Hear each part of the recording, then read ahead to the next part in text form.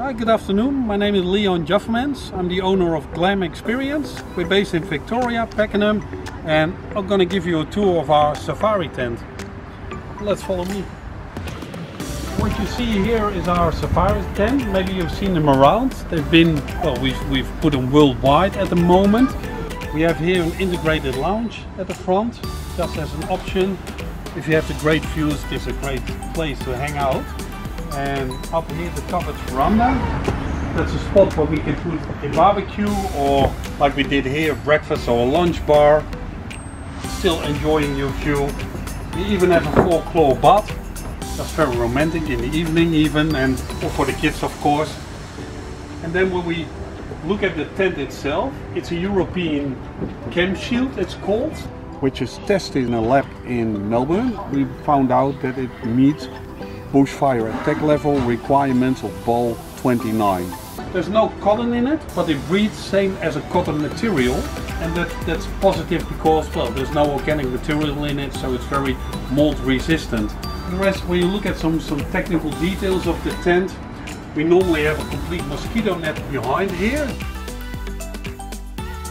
just as an extra entrance. We have some aluminium pipes where we hang the inner tent to the frame, and it makes it extremely strong, withstands, well, all kinds of wind ratings here in Australia. The frame itself, what you see here is a pine frame, so treated pine, but if we go to Queensland or to cyclonic areas, we also can replace them for steel pipes and meet the requirements over there. And that's this one, 4 mm thick, and to make sure that we, well, have wind region B and C. What we did with the hanging system is it's divided all the forces, so even when you hang on it or you pull yourself up, you can only do that one time, sorry about that, but you see it can hold the forces brought onto it. Now the inside, we always talk with our client, what do you like, what do you prefer, do you like bigger windows? All our windows have a fixed mosquito net in there. The blinds from the inside, but also a transparent PVC, which is easy to close for the colder days. And winter glamping is taking off, also in Victoria. And as you can see, it's very easy to close them up. And if you have an air conditioning running inside, same as we have right now, to mobile air conditioning, so normally we have a split unit against the wall. It really keeps it nice and comfortable, cool or warm depending on the season. We have a little kitchenette here with normally a refrigerator. We can do, well, we can make it a little bit bigger, or even with some stoves in there. And on the other side, well, you see a 4-poster bed, very romantic. And over here, well, that's a bit of eye-wing to our Dutch heritage. A bed stay, we call it in the Netherlands. Up here, it's the bed nook. And as you can see, the kids love this, absolutely love this. We have of course a bathroom, especially the post-COVID period that we are in right now. Having your own amenities, your own toilet, your own walk-in shower, yeah, that's just something people really appreciate. Still, you're sleeping on the canvas, which gives, well, a remarkable feeling, and a lot of people here in Australia know everything about that, and they know how to survive in the wild and everything. They have their own swags, their own 4x4s, but there's also a massive group of people who say, okay, we would love to do that, we would love to come to a park, but hey, without the hustle, when everything is there, yeah, that's what we like, and it really attracts a new clientele to your caravan park at the moment. Price of this tent is around 60,000 with a setup like this. I'm going to show you the frame as well, because we put all our tents on steel ground anchors. We can put them even on a slope, so even when you have spots that you can't utilize at the moment for a caravan or for a tent, with these tents we can do that. The rental price of these kind of units, it starts around the $300 mark and goes all the way up to $800–900 for a very exclusive spot with dinner included, for example. So we have customers or clients who have that. Yeah, they're doing extremely well. Occupancy rate, very important, easily above 60–70%. Let's go to the setup underneath. Just to give you an impression of how we build.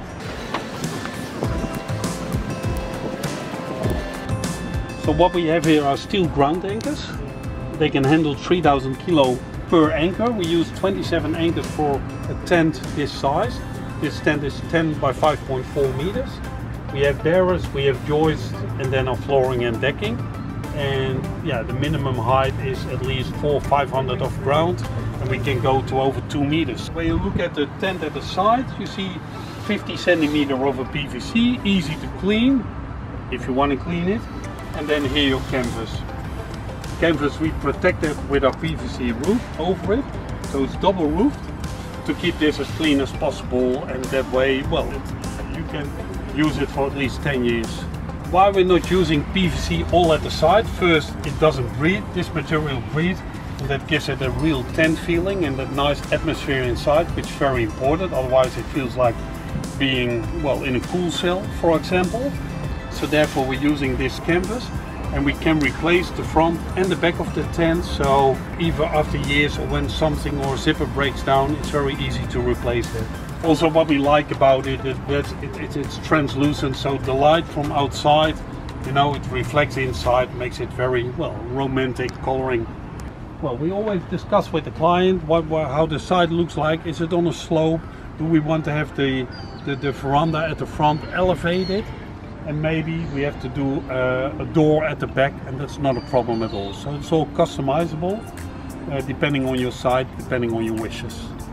There are a lot of tents in Australia. We have smaller pop-up tents like this one. That's called a bell tent. And what you see here is a bit more structural. Safari tent. With the safari tent we meet all the building requirements for, well, build it as strong as a house.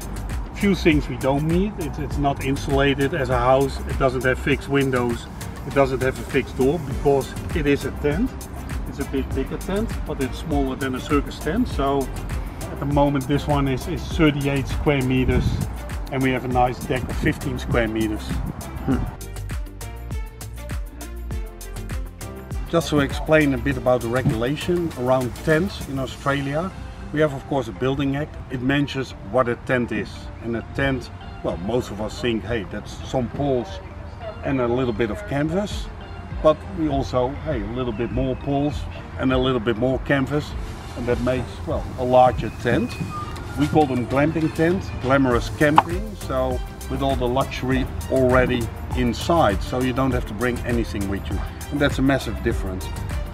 Structure-wise, a bit more significant, same as a circus tent or an army tent. The structure is more larger, stronger, and then the question comes, hey, what do we have to do with that? How strong does it have to be? Although there's not specific regulation for a tent structure, hey, we have regulation for structures and for houses and things like that. So we get an engineer involved. He engineers the structure, he calculates it, and then we make sure that it fits the specific wind region where we install these tents in.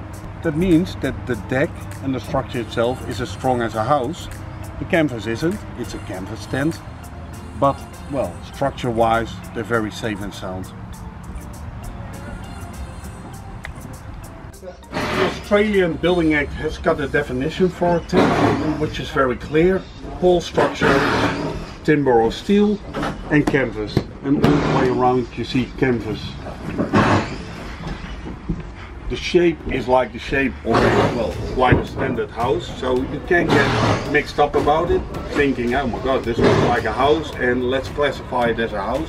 No, it is used for temporary stay, 2 or 3 days for people or family coming in. We have 5 sleeping places inside, so you can compare it a bit more as the use of a caravan or a cabin.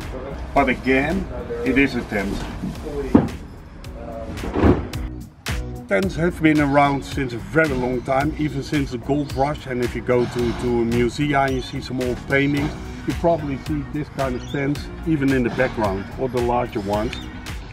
And we have some nice pictures of that, and we'll probably try to get this into this movie as well.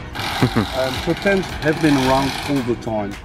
Even here in Australia, in the past, well, 20 years, we have some tents at Uluru, we have some tents in national parks, big parks even have some own tents.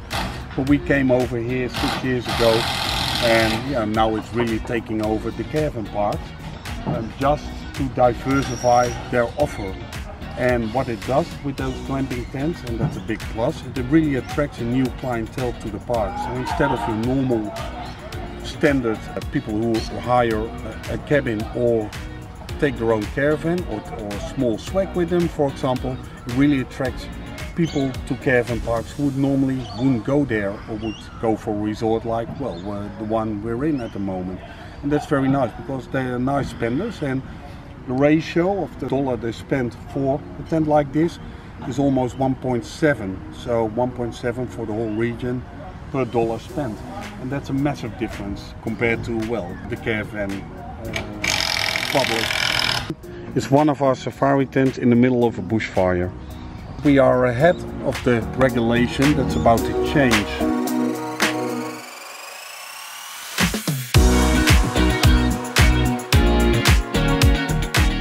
A little more than 3.5 hours. The tent is gone. Yeah, so now, thank you very much.